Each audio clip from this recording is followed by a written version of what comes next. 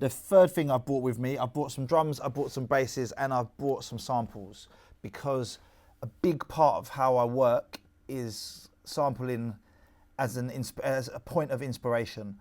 So what I've done is I've made, the bass processing, I'm going to show you some of it a bit later. I don't want to just like ignore all that stuff because it is really important, but I'm not doing it when I'm writing music. What I've brought as well is some samples. I think these are going to be a lot quieter. And I am always searching for samples because that for me is the inspiration. So I did a short interview before this talk and talked about what music do you listen to outside of drum and bass, and I realised I don't really listen to drum and bass that much anymore. Not in like a turn my back on it at all. I mean, I DJ, I get paid money to play drum and bass. I listen to drum and bass when I'm sorting out music for gigs. When I'm at home cooking dinner, I haven't got like the latest podcast banging out or music coming from like the guys that I'm playing when I'm DJing, because you're just filling your head with other people's ideas. Right? When I'm cooking, I say it a lot because it's something that I do to relax. I'll go and put the music on coming from my studio computer, and I'll put on like a 60s soul playlist and leave that running for a few hours. And then I'll be like doing a little dance around the kitchen and getting ideas, and then suddenly I'll just stop and be like, oh, that one.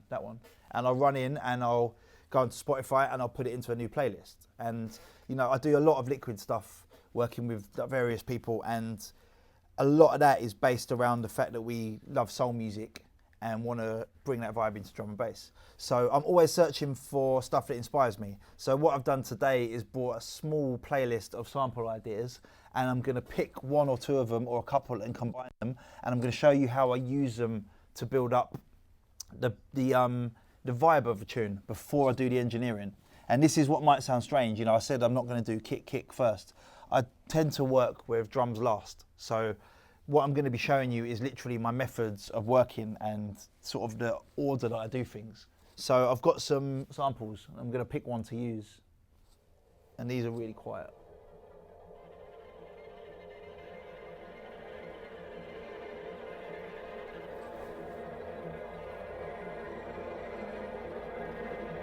So creepy dark drum and bass track. This is the vibe, right?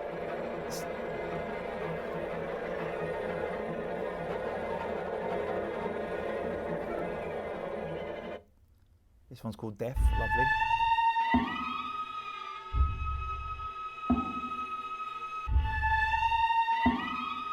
I love this one. I think this is one that I'm going to incorporate. It's a hook rather than a kick drum, right? So I'm going to chuck that. Under the skit? Is that from the soundtrack? I think it is, yes. Yeah, I think it might be. I think. So what, I'll chuck that in as a maybe.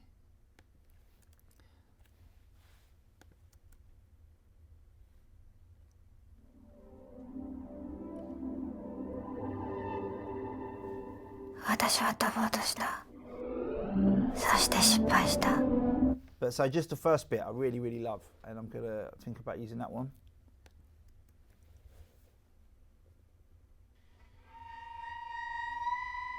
You see, this is like a variation of the other one. So I think I have taken a few pieces from the same soundtrack.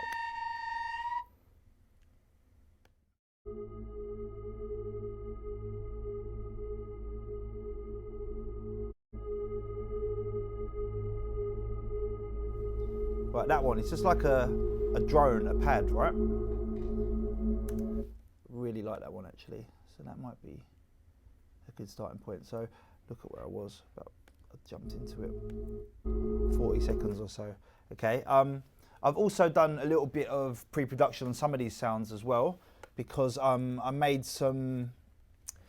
recently upgraded my studio and bought some hardware guitar pedals, right? Because I realised what I love doing is resampling.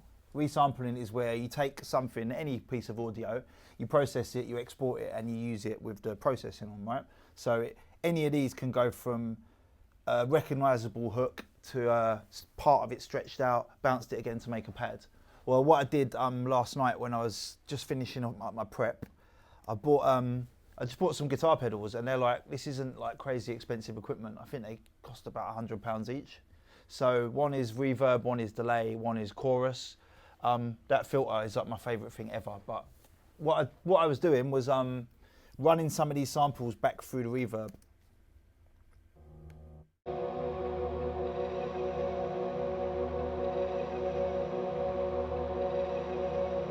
So that one's like instant epic. I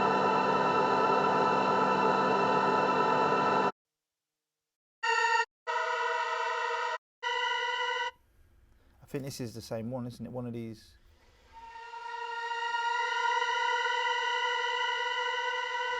So that's just really creepy. You notice there's a theme to all of these samples today. These are all horrible, creepy stuff. I just decided that in this particular instance, I wanted to do a demonstration of like a darker track.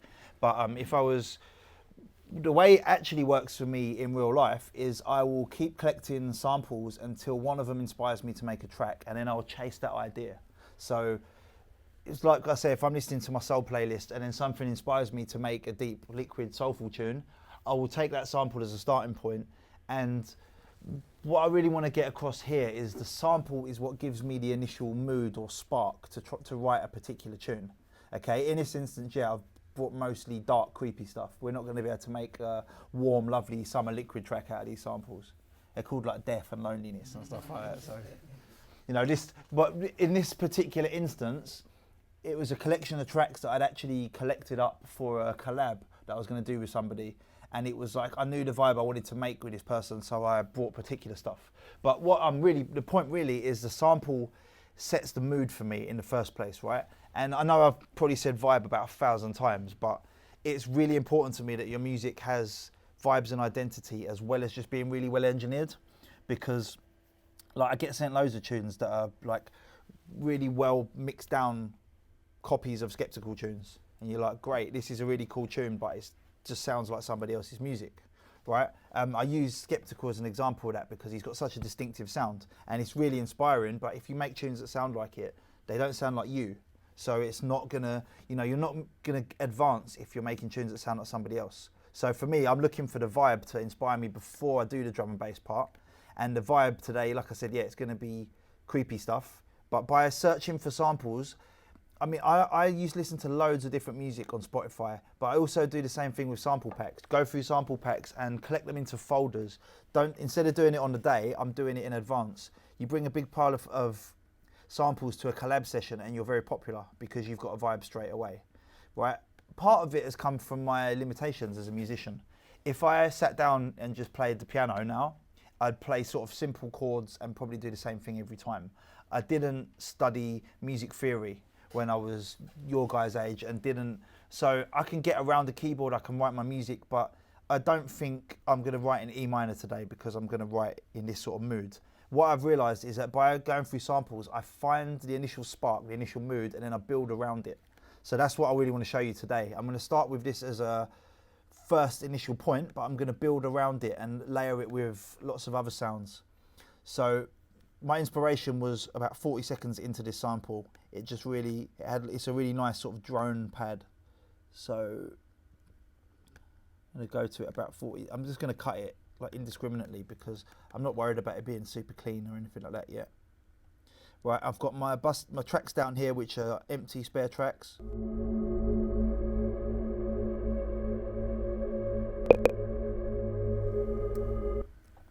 Right, so it sort of cycles.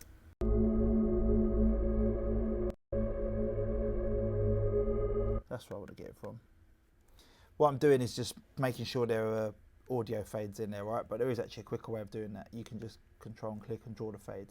In this instance though, I just want like one fade really. What I want to do is make this into more like a pad where it's not necessarily as recognizable as it was in the first place.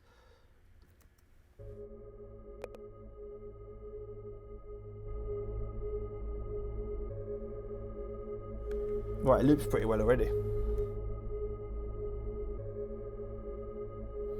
Right, I'm going to start to process it with some audio effects. Oh. Don't ever put the feedback past 100. I just got really scared there.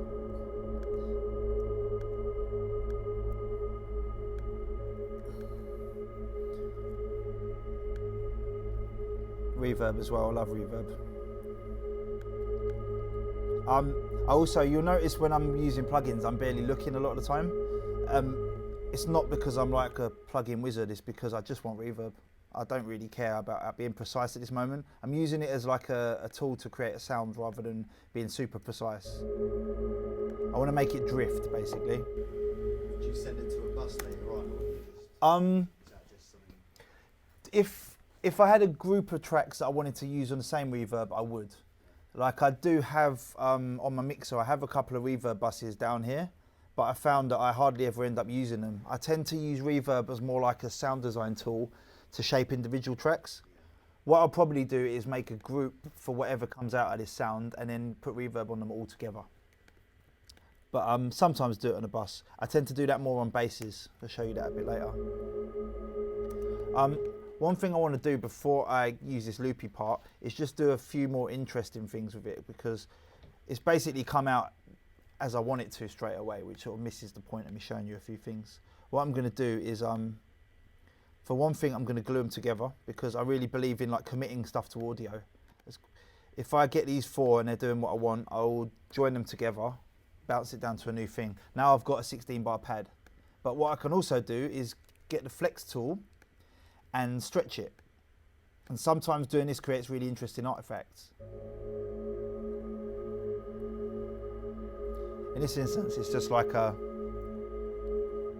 sounds pretty much the same, to be honest. But sometimes if you do this to a piano, get a piano and stretch it for 16 bars, and you get the strangest sound coming out of it. This one just sounds like a nice pad, so it hasn't made a massive difference. What I want to try out is whether any of these other samples relate to it in any way. So let's delete. So what I'll be doing is leaving it running and running stuff over the top of it.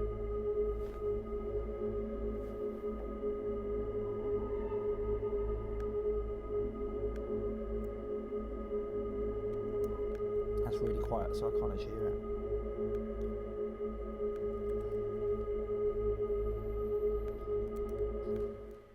I just want to try that bit before the speech comes in, because that speech would be super creepy, but it's not really going to work in the tune. Right, so I'm just taking the piece that I like. I'm just going to turn it up, however, really. This is really useful for Logic users. Just turn up the gain here. You're not doing any destructive editing. It means that you're just turning up this instance of this bit of sample. So I just want to see if these work together. If they don't work, I'm not going to pursue it.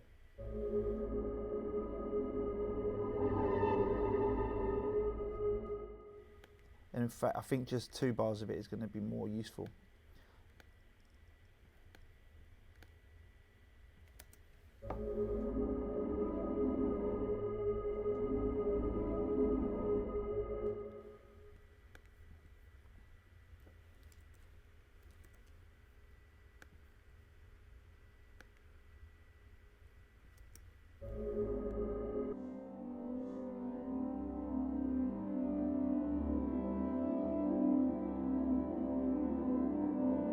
Right, that's going to lead into the drop later.